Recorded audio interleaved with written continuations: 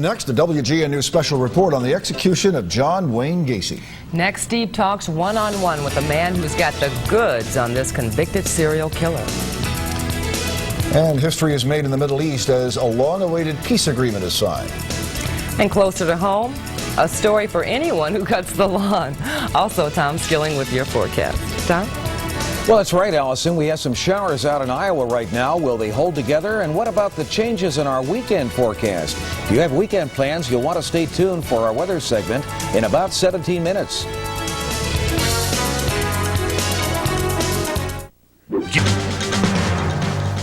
A rare glimpse of John Wayne Gacy on death row at Menard Correctional Center. But after 14 years here, Gacy's date with death is just 5 days away. It's probably safe to say that few will be sorry to see him go, but there are some, including a man you're about to meet, who might very well be John Wayne Gacy's best friend. That's right, Allison. His name is Jeff Maycroft from Muskegon Heights, Michigan. When I first talked to him months ago by phone, I wondered who would want to associate with a serial killer, the worst serial killer of all time. Well, now I know. It was this made-for-TV movie on WGN that first piqued Jeff Maycroft's interest in John Gacy. Maycroft copied an address off a letter Gacy had mailed to me protesting his portrayal in the movie. Maycroft wrote Gacy on a whim and 2 weeks later received the first of what is now a stack of letters. In that stack, a Christmas card from a serial killer. It's just a simple card, but it has a photo on the front.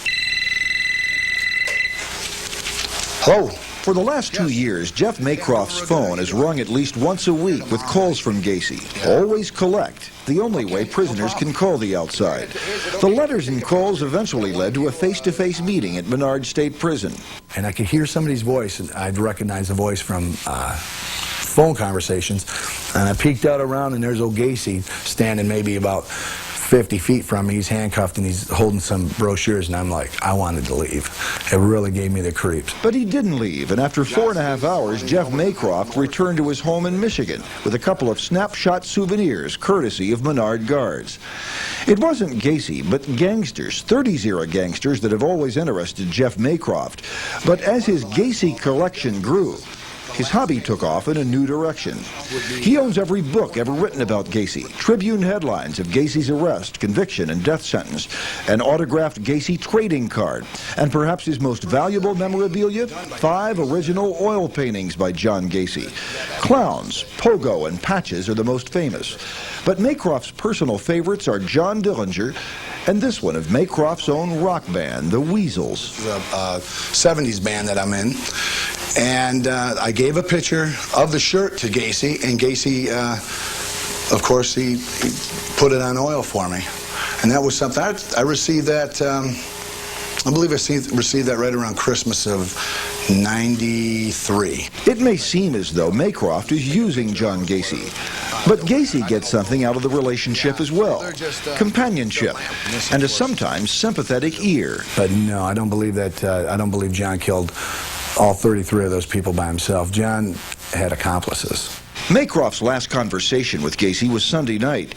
Gacy told his friend he was packing up for the move to Stateville. Is he afraid? He's not really afraid. He said that that he's made his peace with, you know, with the Lord, and he believes in God, and that he knows that there's a place for him. So he's, you know, I thought when I talked to him, I thought he'd be a little bit more anxious. You know, he'd sound more worried about it, but he's really not. And if anyone's expecting any surprises on the night of John Gacy's date with death, Gacy's friend says, don't count on it. If people are sitting around waiting for a, like with Ted Bundy, you know, got to be them final hours, and they think that Gacy's going to crack, they're wrong. Sometime this week, no one's saying when, John Gacy will be moved to Stateville Prison. But that doesn't mean he's giving up. I know that John's not writing the letters saying goodbye to nobody. He's definitely not saying goodbye. In fact, when I talked to him, he's got things planned for the 11th. Now, Gacy actually won a court round today. The state of Illinois will not try to make Gacy pay for his 14-year confinement. And hearings on 2 lawsuits will be held on Friday, the day after tomorrow, so there is still very much a chance Gacy's execution will be postponed. If not, He'll die by lethal injection at Stateville Prison near Joliet just after midnight Monday. So what's that man in Michigan going to do with all those paintings? They're got to be worth quite a bit of money. He says for now he's going to hold on to them, but he says if he did want to sell them, he could probably easily pay off his mortgage. Definitely. Yeah. You think he'll miss him? Yeah, he says he is going to miss him. He wants people to know that he's not obsessed with John Wayne Gacy, but he is a friend. He says he won't miss him like a close family member, but he says he'll miss the phone calls and the letters and the companionship. It's kind of bizarre. Yeah. Well, John Wayne Gacy has also chosen his last meal. It will consist of fried chicken, which is fitting for a man who is a graduate of Kentucky Fried Chicken School. He's also asked for French fries, and for dessert he'll have fresh strawberries, and his final drink will be a cola. He'll eat at about 6 o'clock Monday night, 6 hours before his scheduled execution. In other news, seen here in his death row cell at the Menard Correctional Center, has reached an agreement with the state to drop its lawsuit seeking repayment for the cost of his imprisonment. Gacy will also drop a countersuit. The Department of Corrections says Gacy has requested a visit with a clergyman before he enters Stateville's execution chamber. WGN's Robert Jordan is standing by in the newsroom with details on the latest Gacy-related developments. Bob? Well, this morning, Roseanne, we talked with Attorney General Roland Burris, who said that an agreement between his office and attorneys for John Wayne Gacy has moved the mass murderer one step closer to keeping his date with the executioner at 12:01 a.m. Tuesday.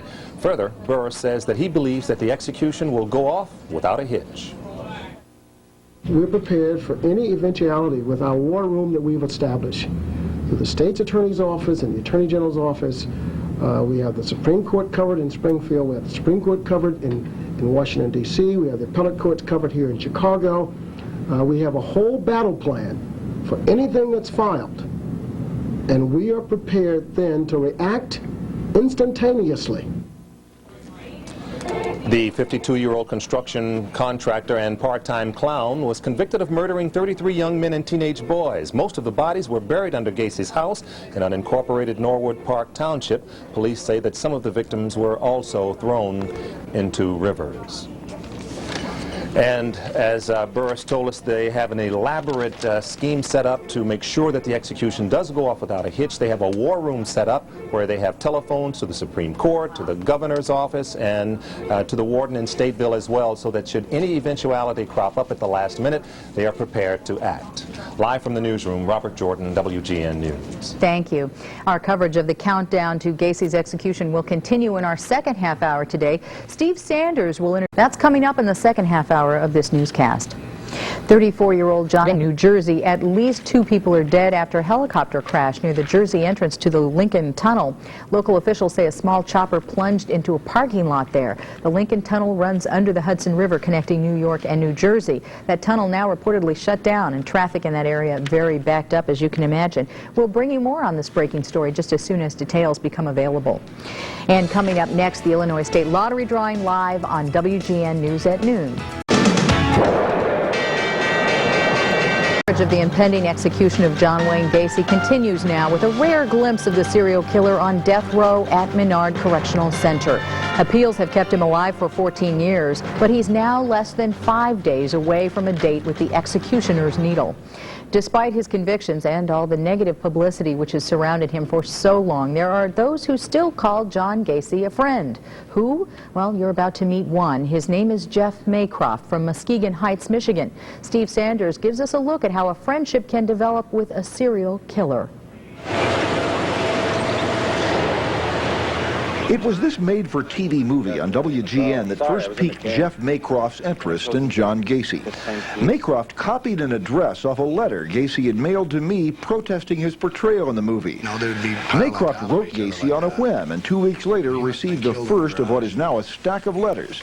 In that stack, a Christmas card from a serial killer. It's just a simple card, but it has a photo on the front. 2-year-old Gacy was convicted of killing 33 young men back in 1980, making Gacy the worst serial killer in American history. Now, unless something changes, Gacy will die for his crimes just after 12:01 Tuesday morning at Stateville.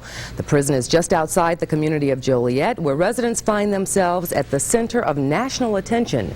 WGN's Randy Salerno reports from there tonight. Downtown Joliet. Lately, many say its image is improving as fast as various construction projects. Tree-lined streets and new businesses abound. The city's take of $45,000 a day from riverboat gambling goes mainly to infrastructure, debt reduction, and a new image. Just north of Joliet lies Stateville Prison.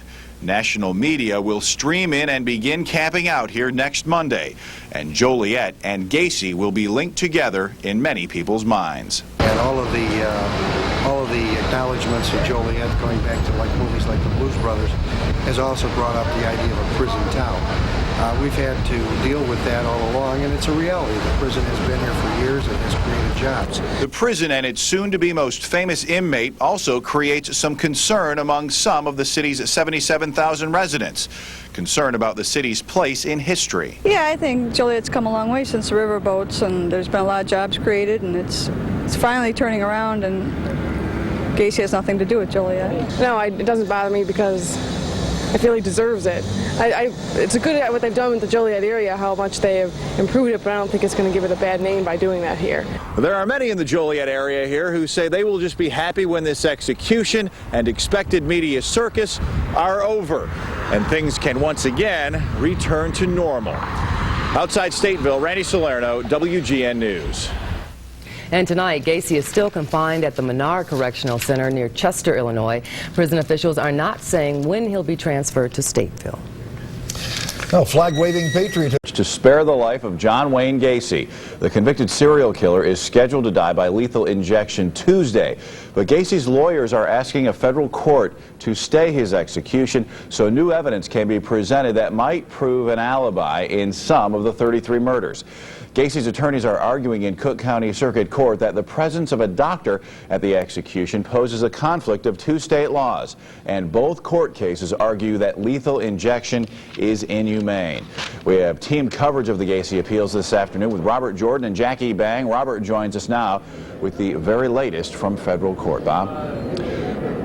First of all, Randy, Judge John Grady has been listening to arguments from John Gacy's attorneys this morning as they have tried to explain to him why it would be cruel and unusual for Gacy to be executed without a doctor present. They are citing grounds, constitutional grounds, that they say are reason for Gacy's execution to be stayed, at least either on a day-by-day basis or perhaps for as long as 60 days while they are able to work out the constitutional issues which they feel are paramount in this case. Judge Grady has been very patient this morning, listening, even guiding the attorneys through their presentation and trying to show why it is that they feel that a doctor needs to be present.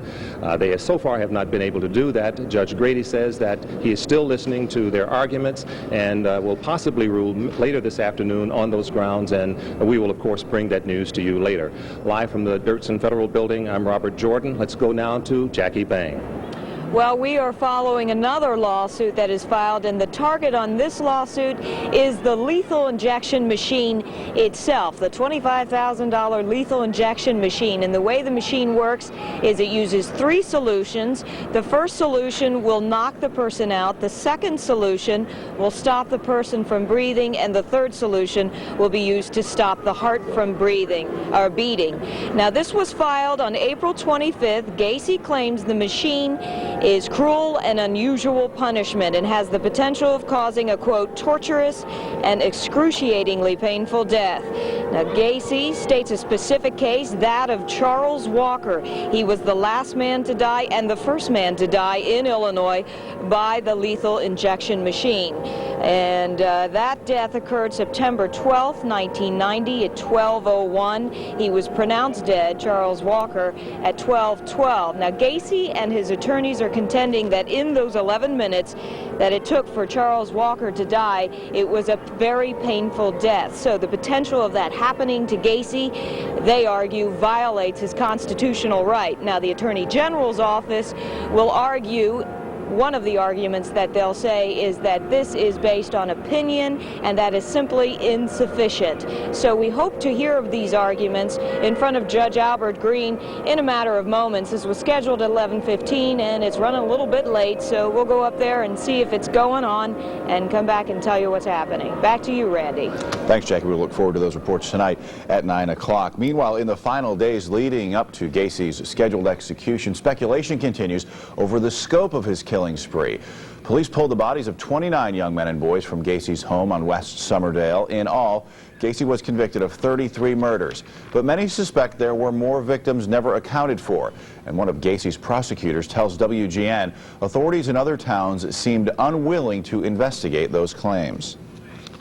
Just seemed to me that they were not even prepared to open up an investigation to see if there were other missing people out there and if they could link them to Gacy. Or possibly in just over the border in Wisconsin, where we were able to track and know that Gacy went up there a lot of the times. Sullivan made those comments during the taping of this week's People to People. The show airs Sunday morning at 7:30 here on WGN. WGN TV will have complete coverage of the Gacy execution. Gacy is set to die by lethal injection at 12:01 Tuesday, May 10th. Our live coverage from Stateville Prison begins Monday at noon. We'll have live updates on WGN News at 9 and cut into our regularly scheduled programming to bring you the live reaction to the execution. Tuesday, we'll have the follow-up in the final chapter in the life of John Wayne Gacy. Meanwhile, around the world of execution, the court just issued a 2-paragraph order denying the request made yesterday by Gacy's lawyers to delay Gacy's execution until appeals pending in state and federal court are resolved. Arguments in both of these cases are being heard today. Gacy is scheduled to die by lethal injection at 12:01 a.m. Tuesday at Stateville Correctional Center near Joliet.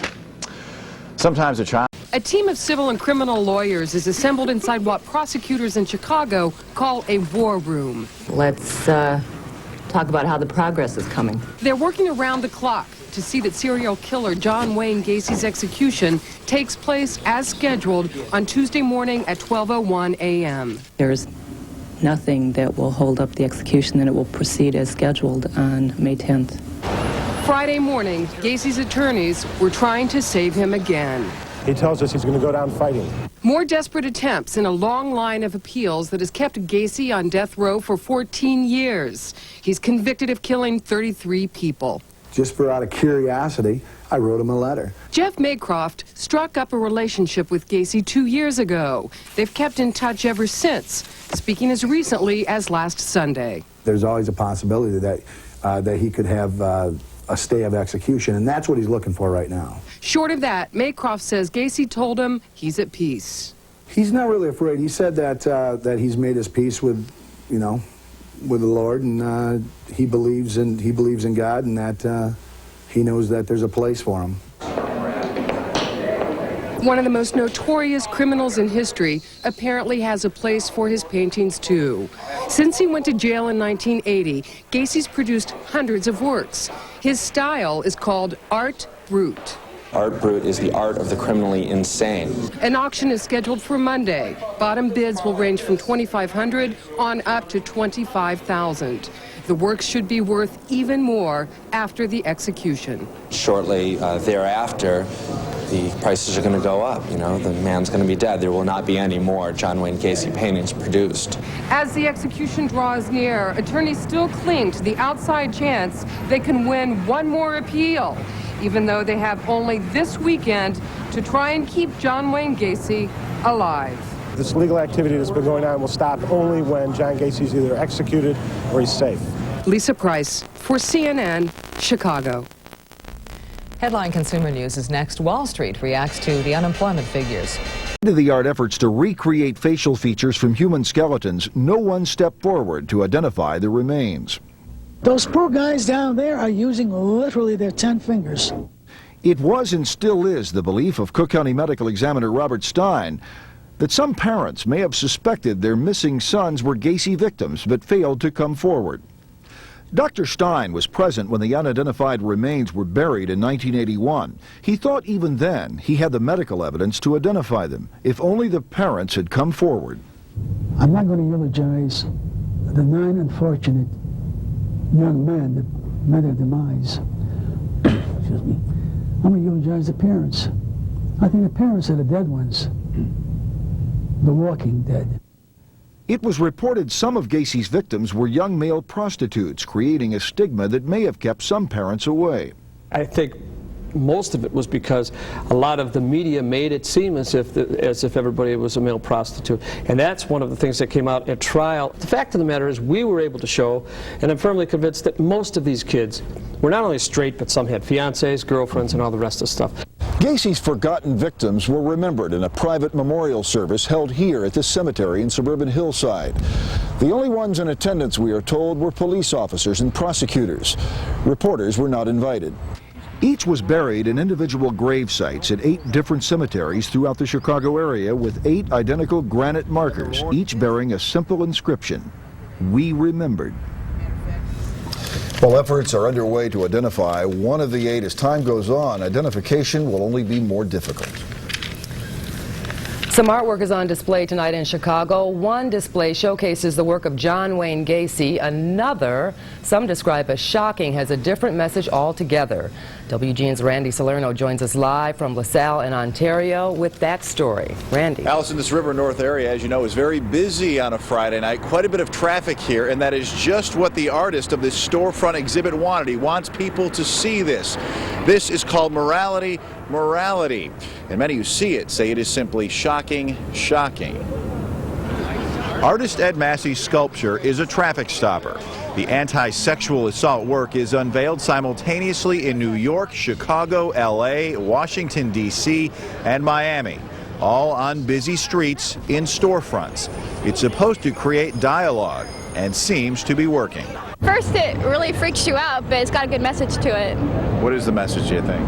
That sexual assault happens and it's not right and something needs to be done about it. I have nothing against it as an expression. I think that what it's saying is has a definite meaning, and actually I kind of like the art myself because it's kind of off the wall and a bit offbeat. The artist writes, few people outside law enforcement ever see the immediate aftermath of sexual assault. I hope the parallel national exhibitions of this work generate vigorous and widespread discussion on the brutal crime of rape and society's response to it. Well, I think it gets its message across, definitely. That's probably what most women think about when something like that happens to them. It's apropos in the time when they're doing something with Gacy that maybe they should do something else to Gacy than this. Maybe they should do this to Gacy. Coincidentally, close to 80 original Gacy artworks sit on display just a few blocks away from Massey's work. Private collectors hope to sell it Monday night, but some say it shouldn't exist at all.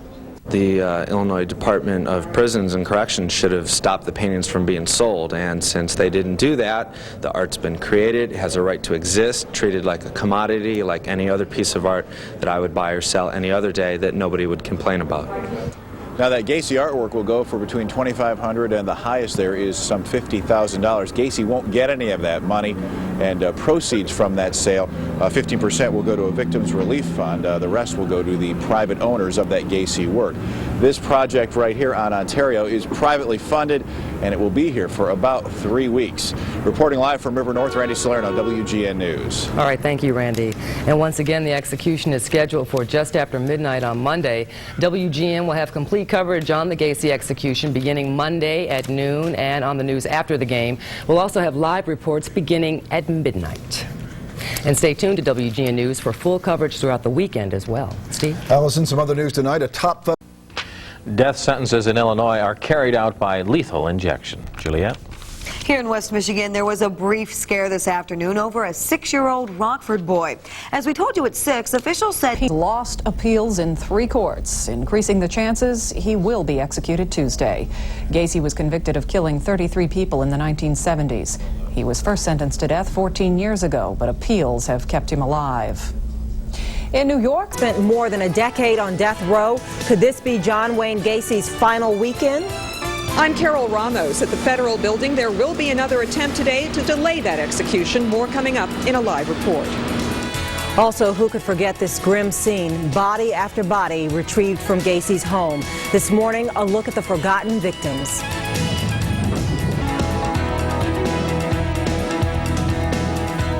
Topping our Gacy are pulling out all the stops in a frantic final weekend attempt to halt his scheduled Tuesday execution. So far, they're 0 for 3 in their efforts. But one lawyer for the convicted serial killer insists his client is not out and vows to continue the fight. We have team coverage this morning on the new court action and Gacy's forgotten victims. We'll also look at the latest controversy over the serial killer's artwork. We begin with WGN's Carol Ramos live at the 7th District Circuit Court of Appeals. Good morning, Carol. Good morning, Sonia. And John Wayne Gacy's attorneys will be here at the federal building early this morning in another attempt to delay Gacy's execution scheduled for Tuesday morning. It is a last-ditch attempt. They didn't have much luck yesterday. Appeals filed in 3 different courts failed yesterday. First attorneys argued in federal court that there is new evidence that Gacy was out of town during some of the murders he was convicted of and is mentally incompetent. A federal judge ruled the appeal had no merit. There's no merit to any of the claims that Mr. Gacy has brought. And I don't think there's any merit to any claim that he could bring in the future. A jurisdictional issue was argued before the Illinois Supreme Court. That too failed. And finally, in Cook County Circuit Court, Gacy's attorneys contended that the means of execution, the lethal injection machine, is flawed, and that John Wayne Gacy's death would be tantamount to torture. The machine was used in 1990 for the execution of Charles Walker. They could not bring any evidence before this court as to the truth of those statements, and that's why the court rejected them. But despite all the setbacks, John Wayne Gacy's lawyers plan to fight to the very end. We believe in what we're doing very strongly, and it took a long time for people to abolish slavery in this country, and it's going to take a long time to get rid of capital punishment. And Mr. Gacy is, unfortunately, the person that everybody holds up to support the idea that capital punishment is right and that it works and that it's just.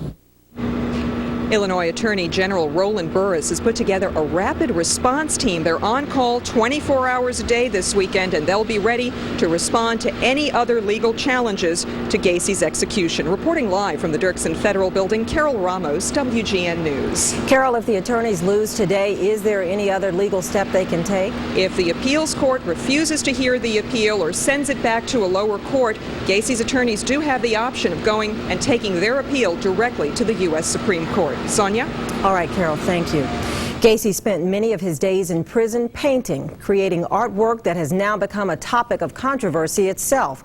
The problem is this exhibit of Gacy's art at a Canal Street gallery. Private collectors are putting paintings by the mass murderer up for sale, and that's creating an uproar in the art world. But the curator of the exhibit says complaints should not be targeted at the gallery. Illinois Department of Prisons and Corrections should have stopped the paintings from being sold, and since they didn't do that, the art's been created, has a right to exist, treated like a commodity, like any other piece of art that I would buy or sell any other day that nobody would complain about. The artwork sells for between $2,500 and $50,000, with none of the money going to Gacy. Half the proceeds will go to a victims relief fund and the rest to those collectors selling the art. The heinous crimes of John Wayne Gacy make him one of the most unforgettable killers in U.S. history. Body after body was retrieved from the crawl space in Gacy's suburban Norwood Park home back in 1978. 9 of those victims eventually went to their graves unidentified, although the name of one was learned later. The others, as WGN Steve Sanders reports, became Gacy's forgotten victims. These are reconstructed images of the victims who were never identified. Despite state-of-the-art efforts to recreate facial features from human skeletons, no one stepped forward to identify the remains. Those poor guys down there are using literally their 10 fingers. It was and still is the belief of Cook County Medical Examiner Robert Stein that some parents may have suspected their missing sons were Gacy victims but failed to come forward. Dr. Stein was present when the unidentified remains were buried in 1981. He thought even then he had the medical evidence to identify them, if only the parents had come forward. I'm not going to eulogize the 9 unfortunate young men that When it comes to music, Again, as a missing persons case, authorities looking for a 15-year-old boy who had disappeared. It led to the discovery of 27 bodies of young men and boys found buried in John Wayne Gacy's Norwood Township home. It would take more than a year for forensics experts to identify most of the bodies. 9 of them would remain unidentified. The 33 murders make Gacy one of the worst serial murderers in U.S. history. One of the men who cracked the case and helped to put Gacy behind bars was former Des Plaines detective Joseph Kozenzak, and he is our newsmaker of the week. He joins us now from our newsroom. Good evening, Mr. Kozenzak. Thanks for joining us. Good evening. What was going through your mind at the time of these discoveries? Well, it was a horrendous period of time for everybody involved. The enormity of the case was not realized until we were in the process of excavating Mr. Gacy's house for the victims. Initially, the case started out with one missing person and essentially turned into a horrendous crime of 33 victims. Then what did you think about this man, John Wayne Gacy? What were your thoughts when you first saw him? Mr. Gacy was a person who was non-caring, belligerent, somebody without a conscience, somebody who was concerned about defeating the tactics of the police investigation and did everything he could within his power to not be caught by the police officers. Will you be witnessing Gacy's execution? Yes, I've been selected as one of the state's witnesses in Gacy's execution and will be at the prison on Monday evening. Any mixed feelings at all about being there? Well, it's a horrendous period of time for everybody involved, but I would suspect that many police officers and various people who were involved in this case see this as a period of culmination of 14 years of agony and anxiety, and I know the victims' families are hoping to have this thing terminated on Monday evening. Will it be terminated on Monday evening, or are there still going to remain unanswered questions? I think a case of this enormity will always have unanswered questions, and I believe that some of the unanswered part of it will be the various emotional aspects of all the people that were involved in it and the scars that have been created by this case. I know a lot of the people, including myself, will probably take a lot of this to their grave. Are there other victims out there, do you think, that we'll never know of? There's no doubt in my mind that there are more victims out there. This type of personality, this type of killer certainly is not limited to the victims that he was convicted for. A person like this is not going to tell you about the rest of the crimes unless you can confront him with the proof, and then he'll tell you about it. Now, you know, Gacy, of all the books written about John Wayne Gacy, he says that he likes yours the best, but that if you'd have dug a little deeper, you would have found out about his accomplices. What do you think of that? Well, in a crime of this magnitude, there's always the possibility that other people may have been involved in it, and I certainly believe that at that point in time in 1978 that the police investigation in the Cook County State's Attorney's Office did everything within their power to dig as deep as they could at that point in time. Must have been a very interesting case to work on. Thank you very much for joining us tonight, and that is Joseph Kozenzak, and he's a former Des Plaines detective. Thanks, Mr. Kozenzak. Thank you. John Wayne Gacy's 1978 murder conviction made him one of the worst serial killers in U.S. history. The most deadly serial killer was Donald Harvey, a former Ohio nurse's aide who was convicted in 1978 for the murders of 37 people. He is currently serving a life sentence, but there are other killers who have been nearly as deadly. In 1977, Patrick Wayne Carney confessed to killing 32 men. The dismembered remains of many of his victims were found in trash bags along California highways. He was convicted of 21 murders and sentenced to life in prison. Dean Corll was one of 3 men accused of killing 27 boys and young men in Houston, Texas between 1969 and 1971. Corll was shot and killed by one of his accomplices in 1973. The other 2 are serving life terms. In California, Juan Corona was charged and convicted of killing 25 farm workers whose bodies were found buried in an orchard in 1971. He was sentenced to 25 consecutive life terms.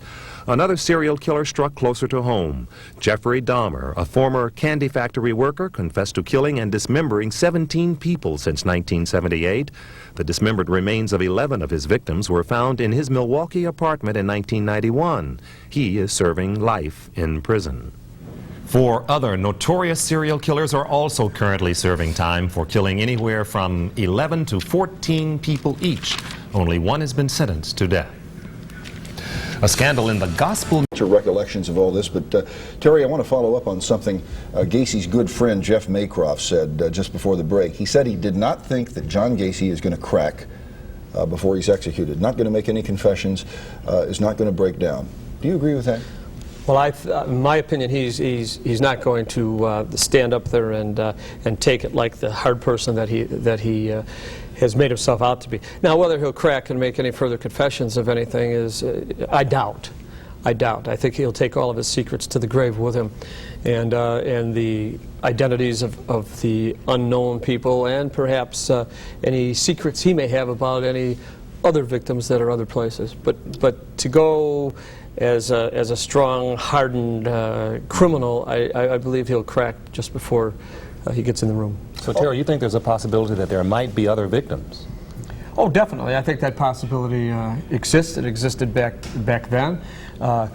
To my knowledge, Cook County was the only jurisdiction that actively investigated Gacy at that time. I remember going out to Waterloo with Greg Bedeau, my investigator, and a couple of others, and we got a real cool reception out there when we first went out there. I suppose because of all the publicity there had been here, that nobody really wanted to be associated, despite the fact that he lived there. And I remember the reception very well, because it just seemed to me that they were not even prepared to open up an investigation to see if there were other missing people out there and if they could link them to Gacy. Or possibly in, just over the border in Wisconsin, where we were able to track and know that Gacy went up there a lot of the times, and we weren't sure of his reasons. But I think that the Illinois investigation was the only one that was ever completed. Terry, what about the 8 victims who were never identified? Do we know anything about them? No, we know virtually nothing about those people. Where were they buried? They were buried at a cemetery in Hillside. This was sometime after the trial. Their remains had been held. And in fact, to this date, I believe some of the dental material is still at the Cook County Medical Examiner's office. But then someone was kind enough to donate a plat, and their remains were buried in a very nice funeral out in Hillside. Cook County's medical examiner at the time, I was just looking at some old videotape, was critical of the fact that there may have been some parents here in Cook County who knew that their child was possibly a victim of John Gacy and wouldn't step forward. Do you believe that? Yes, I agree with Dr. Stein that there were people who didn't come forward at that time. I mean, with the publicity that there was on this, certainly almost everybody throughout the country had the chance, if they had somebody who was missing, to be able to come forward at that time. But everybody, we're finding out, everybody has their own reason not to come forward. Bob, you've got some pretty vivid recollections of this period in 1978. Yeah. What do you remember about all this? I was in Kansas City covering a fireman strike. You were a CBS correspondent. Right, I was at CBS at the time, and the initial call we got that morning was that fly back to Chicago, because they had uncovered what they thought at that time were 4 bodies under a house. And I remember flying back into Chicago and coming in to O'Hare. The runway we took was just over Gacy's home, and I remember looking out the window of the plane, and I saw all the minicam trucks out there, and I said, boy, that must be it. And we landed. I went straight to the scene, and it was a cold day, and I can remember standing out there all day long, and we still would get hints from police officers as to more victims being found, the possibility of more bodies. And this gruesome scene attracted people from all over. And as cold as it was, people would stand out there, some with babies in their arms, just waiting for the police officers to bring the bodies out of the house. And of course, as they began to count the skulls, it was the way that they initially began to tell how many bodies there were, because if you found a bone here and a bone there, you just couldn't tell how many victims there were initially. So, and then more and more reports started coming out. Right. Terry, you wrote a book back in '83. It's been reissued, Killer Clown. This is called Surprise the Cameraman. I'm going to try to get take a shot of this. This is a reissue, and it says he murdered 33 boys. Now he will die for his crimes. Do you think he will? Oh yeah, I do. I do. I don't think that there's much doubt. Whether he will die come late tomorrow night or early Tuesday morning is anybody's guess, because we have not had an execution in Illinois for, golly, 20-some years, I think it is, maybe going on 30 years, but for one a few years ago who wouldn't appeal his case. And so the fact that it only takes one single judge somewhere or justice somewhere to stay an execution, I've tried to console a lot of the victims' families that, you know, don't be crushed if in fact the thing doesn't go off on Monday night, Tuesday morning. On a lighter note, if you can talk lightly about a man's execution, and this is something you all were talking about during the commercial, he's requested chicken, fried chicken, and strawberries, in part, for his last meal. You've been wondering if John Gacy's allergic to strawberries. Why is that a concern?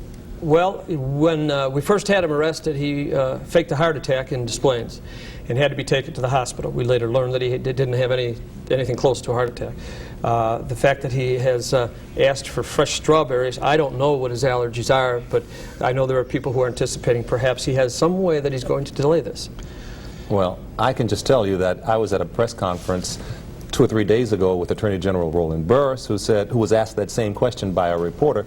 Well, Attorney General Burris, if he's sick, would that delay the execution? And Burris thought for a while and said, well, you know, we're going to kill the man, and I don't think it makes too much difference whether he's sick or not. That's right. I mean, when you think about it, suppose he says, I have a headache or toothache, you know, I mean, what constitutes being too sick? We've only got a few seconds. You've been invited to the execution. You say you may or may not attend. Why not? Well, I have my own personal reasons for deciding whether or not I feel that I need to be at somebody's execution. This is not a culmination of my career by any means. I don't want to be remembered as a serial murder expert, and I have seen enough dead bodies in my lifetime throughout my career of almost 12 years in the state's attorney's office that I don't need actually probably to see one more. Okay. Stay with us. We're back with more on John Wayne Gacy right after this. This morning by Gacy prosecutor Terry Sullivan and Robert Jordan. Terry, I guess one of the things that most people hear about anytime there's an execution, there are always those who say there's a possibility that this person might be innocent. I guess in the case of John Wayne Gacy, with the bodies found under his house, is it safe to assume that this man is absolutely guilty? Well, there's absolutely no doubt about it. When, in my mind and a lot of other people's minds, I mean, when he makes the confession, even though he blames it on his alter ego, some of it, and he draws a crawl space showing where all the bodies are and admits to them and takes us to the river and tells us this is where he dropped the body, and we wait for a season actually for springtime to be able to find some of them. There's no doubt that he committed these. How could anybody know where all these bodies were and admit to them and draw us a picture and now today claim that somebody else did it? Yeah. Okay. Terry Sullivan, Robert Jordan, thanks for joining us. That's all the time we have for People to People this morning. My thanks again to Terry Sullivan and Bob Jordan. Stay tuned now for the Weekend Morning News with Sonia Gant and Alan Seals. See you next week.